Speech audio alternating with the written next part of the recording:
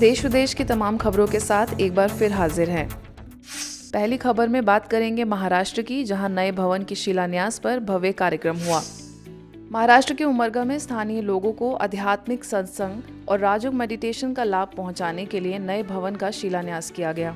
पूर्व सांसद प्रोफेसर रविंद्र गायकवाड़, विधायक ध्यानराज चौगुले, ग्राम विकास प्रभाग से बीके दशरथ, सोलापुर सब जोन प्रभारी बीके सोमप्रभा, लातूर सेवा केंद्र की प्रभारी बीके नंदा की कार्यक्रम में मुख्य उपस्थिति रही।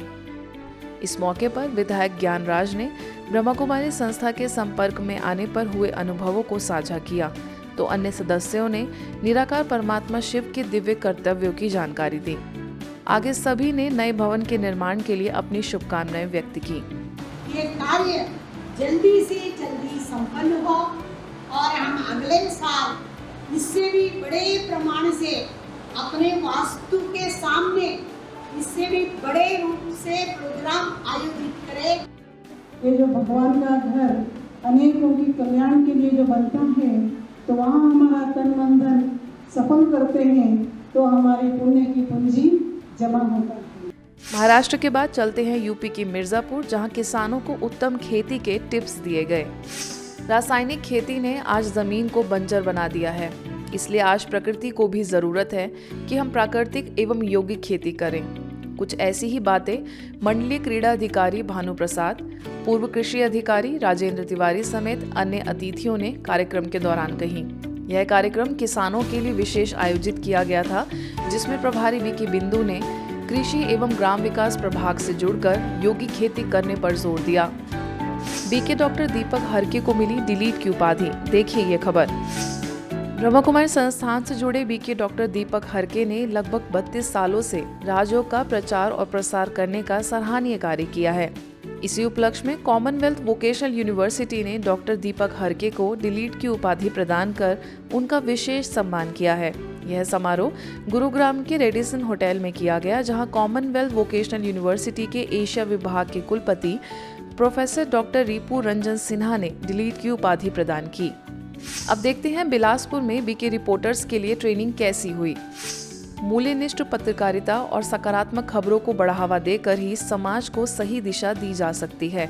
ऐसे में ज्ञान मार्ग पर चलने वाले युवाओं को पत्रकारिता का सही ज्ञान होना चाहिए। इसी लक्ष्य के साथ पत्रकारिता के मूलभूत सिद्धांत, तकनीक और लेखन की पूरी जानकारी देने के लिए बिलासपुर में रिपोर्टर्स ट्रेनिंग प्रोग्राम का आयोजन किया गया, जिसमें ब्रह्मा कुमारी संस्थान के पीआरओ बीके कोमल ने वैल्यू बेस्ड जर्नलिज्म के टिप्स दिए। आंध्र प्रदेश की विजयवाड़ा सेवा केंद्र द्वारा Loyola institute for engineering and technology में कार्यक्रम हुआ, जिसमें बीके पदमजा और बीके मणि ने हमारे जीवन में मूल्यों का क्या महत्व है और राजयोग मेडिटेशन व सकारात्मक विचार कितना हमें अंदर से मजबूत बनाते हैं, इस पर प्रकाश डाला। क्रिसमस का त्योहार लोगों के दिलों में खुशी और उमंग का संचार कर देता है। वैसे तो इसका अपना एक अलग ही महत्व है, लेकिन इसे आध्यात्मिक रहस्यों के साथ ब्रह्मा कुमारीज के विभिन्न सेवा केंद्रों पर मनाया जाता है। भोपाल के रोहित नगर सेवा केंद्र पर प्रभारी बीके रीना ने सभी से आत्मिक प्रेम रखने का आह्वान किया। क्रिसमस की धूम रांची सेवा केंद्र पर भी देखने को मिली, जहां समाज सेवी रितेश गुप्ता, अमरजीत हुंडई मोटर्स के मैनेजर अमरजीत, सेवा केंद्र प्रभारी बीके निर्मला ने दिल की भावनाओं को उदार बनाने की बात कही और बच्चों ने सेंटा क्लॉज बनकर सुंदर डांस प्रस्तुत किया। विदेश में क्रिसमस की धूम अलग ही अंदाज में देखने को मिली। ये नज़ारा मलेशिया के एशिया रिट्रीट सेंटर द्वारा आयोजित क्रिसमस सेलिब्रेशन का है, जो कि वर्तमान परिस्थितियों को देखते हुए ऑनलाइन किया गया। इस सेलिब्रेशन की थीम रही one God one world family, जिसमें संस्थान के वरिष्ठ सदस्यों ने गुड विशेस दिए। इस कार्यक्रम का आयोजन एशिया रिट्रीट सेंटर की निदेशिका बीके मीरा द्वारा किया गया था। राजस्थान के बडगांव में राजकीय महाविद्यालय के एनसीसी बच्चों के लिए 7 दिवसीय कैंप लगाया गया, जिसमें सेवा केंद्र प्रभारी बीके रूपा बहन ने आध्यात्मिक स्वास्थ्य की सभी को जागृति दिलाई। बीके सुनीता ने राजयोग की जानकारी दी।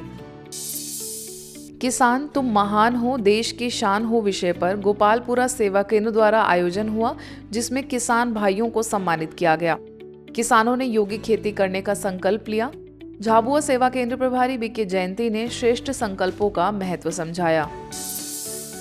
ऐसे ही आगे महाराष्ट्र कोल्हापुर के कोदोली में भी सभी किसानों को शाश्वत यौगिक खेती की जानकारी देते हुए हमेशा फसलों से बातचीत करने और उनको बच्चों जैसे संभालने की बात कही। नेपाल के लालबंदी में विशेष युवाओं के लिए कार्यक्रम आयोजित किया गया, जिसमें बीके सिरजना और अन्य वक्ताओं ने युवा शक्ति को राष्ट्र का प्राण तत्व बताया।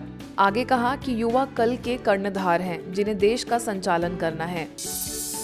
मध्य प्रदेश के मुरैना में भी किसान सम्मेलन हुआ। लगभग 100 किसानों ने जैविक और शाश्वत यौगिक खेती की आवश्यकता को समझ रासायनिक खेती नहीं करने का संकल्प लिया। डॉक्टर RC बांदेल ने मानव शरीर पर कीटनाशकों से पड़ने वाले प्रभाव और घातक बीमारियों की जानकारी दी। खबरों में फिलहाल इतना ही। कल फिर हाजिर होंगे नई खबरों के साथ। देखते रहिए मधुबन न्यूज़।